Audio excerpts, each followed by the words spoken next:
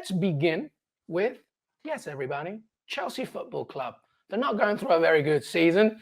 It's been a little bit of a mare for Mauricio Pochettino and Todd Boehly, and they face Brighton in the third round of the League Cup tonight, by the way, exclusively on ESPN Plus, ESPN Deportes, of course, if you are in the US or North America. Let's begin, everybody, with a video from the Argentinian manager Mauricio Pochettino discussing why things have gone a little bit wrong over in West London. Check it out. We need to think in this one opportunity to win a trophy, and of course maybe the feelings after the defeat Sunday are not the best, but I think it's about to move on, to give the player the confidence and the trust. It's a different competition, and we need to change our mood and everything. And I think in yesterday and today we were talking a lot, and I think we were trying to bring more confidence to the team, but I think we are going to be ready tomorrow. We are, I think we have lack of, or we are not clinical in front to the goal. I think that is what we need to fix and try to give more confidence to our offensive player. And of course, that is a responsibility of everyone. But I think in all the data, so everything, I think we are in a very positive thing. It's only in this. But the problem is that the most important thing is score goals. If you don't score goals, you cannot win games. If you cannot score goals, you cannot win games. Write that on your epitaph, everybody. Chelsea have failed to score in 13 Premier League matches this calendar year. That's the most by any team. James Olley, you wrote a great long feature regarding the issues of Chelsea and regarding the strategy of Chelsea. What do you make of Mauricio Pochettino's very shrewd but very true statement? Yeah, I spent a couple of weeks in America in pre-season, 1 week with Chelsea and a few days, nearly a week with Arsenal. And the contrast between the mood around the two sides could not have been starker. Arsenal were settled. They'd done their business early. They've had a very clear vision of how they wanted to play. Obviously, they're a lot further down the line with Arteta than Chelsea are with Pochettino. But the contrast with Pochettino was marked. It was kind of chaotic, really. There were players coming and going. He didn't have a balanced squad. There was transfer rumours all over the place about who they were going to sign. There were contractual issues. There were fitness issues. There was all these sorts of things that he was trying to negotiate. And I thought it was significant in the press conference the other day that he effectively said that we didn't really start the season until the transfer window was closed, which is obviously only about three and a half weeks ago. So I think it was easy to see this coming to some extent. But I think what he was saying there about the data, I think, is quite significant when we talk about how much pressure he's under, because Todd Boehly and Ben Bali are very data-driven people. They make decisions based on the numbers. I remember talking to people around the club at the time when they came in, and they felt that the analytics department of the club was underused. They've tried to give those guys more prominence in the decision making in all aspects of the club. And part of the piece that I've written for today is drilling down into those numbers a little bit. And while I sort of think things like XG are more, I think people see them as gospel, those kind of numbers. I feel they're always a bit more indicative of a trend rather than saying this is absolute proof of something. But if you look at it, in their 6 Premier League games, they've scored 5 goals, but their XG's up at 11.5.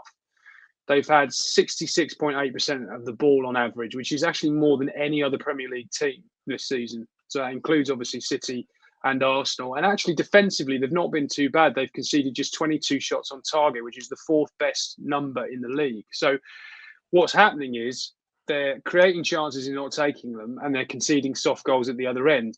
The problem for Pochettino is that is exactly the combination that did for Graham Potter last season. And that's why he's coming under a little bit of pressure externally, because I think the fans are probably thinking, well, actually, this doesn't look too much different from what we saw for 7 months under Graham Potter last season. We've spent all this money. We've brought in another high-profile manager. Something's supposed to be changing. But at the moment, although the numbers look positive, the actual end result is actually quite similar to how it was under Potter. And obviously, there's other narratives involving injuries, notably Nkunku, who had a pretty good preseason and then he got hurt, etc. But yeah, I recommend everybody to read James Olley's piece on this. But Janusz, Michallik, you have not been, some have been surprised. Some have seen the trend of Graham Potter, but you have not really been surprised by what you're seeing right here under Chelsea. No, and I think you know, just a little bit. James stole my thunder there because that was my opening line. I mean, what do we think was going to happen? I'm so no one can steal your thunder, Janusz. I'm so passive. I don't want to talk anymore. Why aren't they scoring goals? And although I can appreciate the numbers that you're giving me, and in the end, you've said it. I mean, it's just as bad as it was before, with just different players, right? So look, I mean, there's two ways of going about this, and there are some explanation. One way, they spent $1 billion. They could have easily spent $1 billion on 3 or 4 top quality players, and we wouldn't have had this conversation like they used to do. Now they've spent this money on potential, and so that's what I want to look at. And I don't have all the answer, James, but I'm looking at this potential, and it was a massive bet because, with all things being equal, even if Reece James was there and Christopher Nkunku, I don't know if this was going to be, I don't want to say an instant success, but I think they're so far away. And the funny thing is that, we're talking about a bunch of strangers that don't know each other every game, right? I mean, you look at players because of injuries or, whatever the case may be, you're looking at players. It's every week. I actually had to print out Chelsea's squad. I mean, in the past, that would have been, I could have probably recited every name in the book. So part of me says, stay the course. This is going to happen because if you're going to compare this to Arsenal, as you did to some degree, right? I mean, I look in the wide areas, and I know Reece James is not there and Sterling's playing a little bit better, but I look at Saka, look at Martinelli, look how it's taken a while for Arsenal to get where they are. And what have they really won? And I could make a case that they may not win much going forward. It's quite possible. I love Arsenal. I love what they're doing. And, Arteta started this a while ago, 2 8th-place finishes, then kind of, Champions League, and then a little bit of a push against Manchester City. That really wasn't, in my opinion. And this year, we're sort of starting to see that it may not be that push that we talked about. So here we are, and I'm starting to question that a little bit because, on one hand, I want to believe that this was a total shock to the system and different way of going, about things. But I would say, if I were Chelsea, continue to condition the fans that this is going to take a long, long time, if ever. That's basically, or the cynical part in me says, you've gotten players that you're going to give exposure that may play much, much better in due course, which they will. Still probably not win any of the big trophies, but maybe the value of some of these players are going to go up, and you're going to sell them 3 times the money. Because I don't know how one can see this changing drastically to a level where we, or the fans, we as journalists and everybody else, are going to be satisfied with this. I think it's going to get much, much better, James. But what's better? I mean, when is the next Premier League trophy or Champions League trophy? I couldn't tell you that these players guarantee you, if I look at the wide areas, if I look at the midfield, that's not really creative, and I look at the back, that is so different and seems so far away from the days where, I don't want to rattle the big time names of Chelsea defenders, because that's nowhere near. Yeah, I mean, a couple of points I think to pick up there. I mean, firstly, I don't think Pochettino has picked his first choice 11 yet. I don't think he's probably trained with his first choice 11 yet. Right. I think if you can break it down quite simply into the midfield 3, given the money they've spent, I think that midfield 3, when everybody's available, will be Enzo Fernandez, Caicedo, and Romeo Lavia, and those 3 have not played together yet. You extrapolate that across the whole team, I think there's an awful lot of work to be done on the training ground to build the team that he actually wants to play. The problem, of course, and you're right, I don't think we've ever seen this level of change in this shorter period of time in any team in Premier League history. It's particularly at the top level. It's unprecedented. The amount of turnover. The problem is twofold. One is, and again, well, I feel like I'm just reading out my piece from the website earlier today, but still go and check it out. Go ahead, man. You got to pitch it when you pitch it. But there are 24 players in that Chelsea squad who are tied to the club to 2027 or later. Those players are not going anywhere. Rightly or wrongly, they have made their bed with these players. This is the core group. Of course, they'll change one or two. I'm sure they'll try and add two if they can, and they'll get some more fringe players out. It's not as if they're not going to do any business. But the big chunk of their business has been done. So this is the group that the manager, whoever it is, has got to mould into a successful team. And I think the unintended consequence of giving all of these players 5, 6, 7, 8, 9-year deals in some cases is you're putting more short-term pressure on the manager, because he's the only expendable part of the equation. And significantly, Pochettino signed a 2-year deal, remember, a 2-year contract with an option for a 3rd year. You put that against all of these 6, 7, 8-year contracts for these young players, and it's pretty clear if things continue to go south in the short term, where the break is going to come. It's going to have to be around the manager. Let me interject here for a second, because you make a really good point. Obviously, this is a model from the LA Dodgers type of Todd Boehly scene, which is very common, specifically in MLB. When you're talking about that, the equation is the manager, and he is the one that's expendable because you're looking at 5, 6, 7-year contracts. Is the blame then? And obviously, it's a very short blueprint of Mauricio Pochettino's career with Chelsea right now. But if things continue, if they lose to Brighton in the League Cup 3rd round, which is very possible, right? And if they continue to fold, where is the blame? Like, how much now can we say, Todd Boehly, you have really messed this up? Well, I mean, there is certainly a debate to be had about whether this group of players is good enough to try and win the Premier League. You'd have to say at the moment, from what we've seen, it isn't. It's certainly short in the centre forward position. I think that is something they will look to address in January, and probably maybe even again next summer, depending on how successful they are in the January window.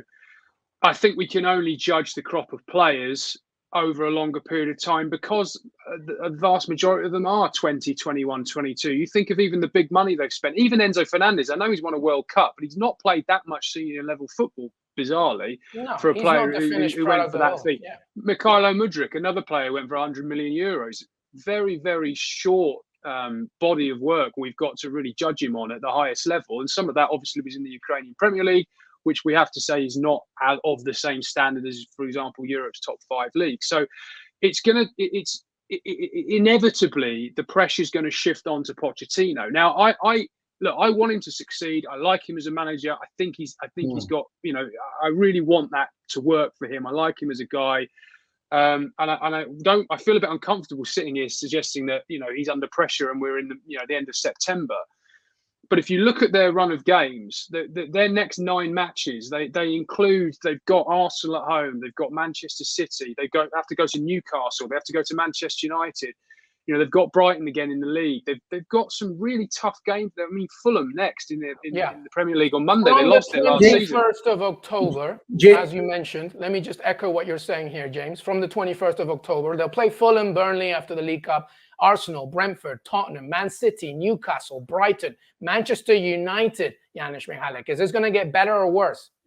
Look, I mean, at some point it's going to get better. That's just the nature of the beast, right? We were just talking about Manchester United, and we look at the schedule, it wasn't great, right? I mean, not a great win against Burnley, but all of a sudden win against Crystal Palace, and who knows? Things are going to get better. You're going to get 1 or 2 players back. Already Mason Mount. I didn't mean to make this about Manchester United, but they got Mason Mount. That looks a little bit different. And in time, Chelsea are going to run into this as well, where they going to find that core. 1 or 2 players are going to come back. Things are going to make a little bit more sense.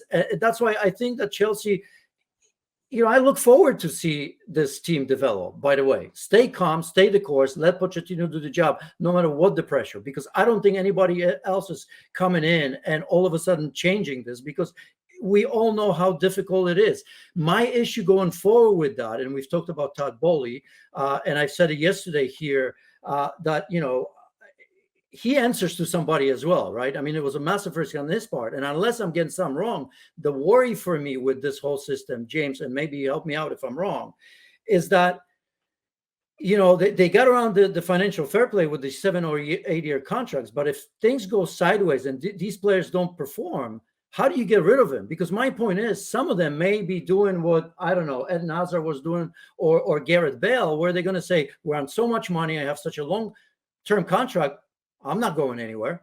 I don't want to go. I'll collect. Yeah. You know? So this is the issue for me, for Pochettino, or anybody else for that matter, that when you make a bet on such young players for such a long time, it looks great on paper because, you know, people, how are they spending $1 billion?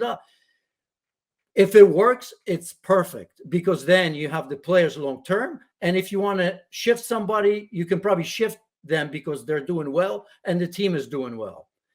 But if it goes sideways, or if it goes even more backwards, then you're stuck with all these players. And virtually it makes zero sense who the manager is, because the new manager is going to come in. And so I don't get all of this, because if I had $1 billion to spend as a Chelsea Football Club, mind you, this is a club that has proven over the last couple of decades that they're winners, that they want to fight for everything. You know, the runaway leagues were there. They were part of this is Chelsea.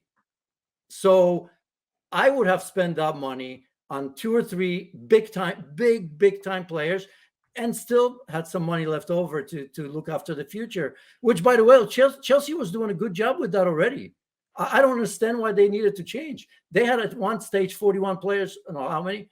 Maybe I'm exaggerating, but it seems like 40 players on loan. This is under Abramovich. So it's not like their system didn't work of loans, getting young players, getting them experience elsewhere, championship or in Europe, and their sister clubs, wherever it might have been. So that didn't need fixing. So that part I don't understand. And that's my worry about Chelsea Football Club going forward. James, final word before we say goodbye to you, buddy. Yeah, the ticking time bomb is financial fair play that's underpinning all of this. You know, they have amortized a lot of these contracts, but there's a UEFA rule now that says that you can't amortize a contract longer than 5 years. The Premier League haven't implemented that yet, although my understanding is that it's not far away. That won't be applied retrospectively because it will just get too complicated. So Chelsea won't have to suddenly start trying to find, you know, money for an 8-year contract in a 5-year span, for example, in terms of the transfer fee. So that won't happen. But they won't be able to keep doing this, you know, into next year and beyond. So if they don't qualify for the Champions League this season, it is going to create a huge amount of pressure on Pochettino and the financial side of the club, because I think, and speaking to people, I think a factor in one of the reasons they pushed so hard this summer is because of the changes in the way that teams can qualify. In all likelihood, there will be 5 English teams in the Champions League next year. We're going to have to start talking about a top 5 rather than a top 4. And I think that extra place was quite significant, because Chelsea thought, well, hang on a minute, all out of a sudden, we've got an extra sort of margin for error here. And I think they thought they backed themselves with their recruitment. They backed themselves with the quality of the manager they were able to bring in. If that fails and they fall short and they don't get the revenue from Europe's Premier Club competition for another year, there's going to be quite a bit of pain at Chelsea next summer and beyond. Make no mistake about that. Yeah, they're 14th in the Premier League, only 1 victory to their name in the league, 5 points. But I tell you what, victories encourage victories. So a win against Brighton, even in the 3rd round of the Carabao Cup, could be pretty good in terms of confidence at the very least.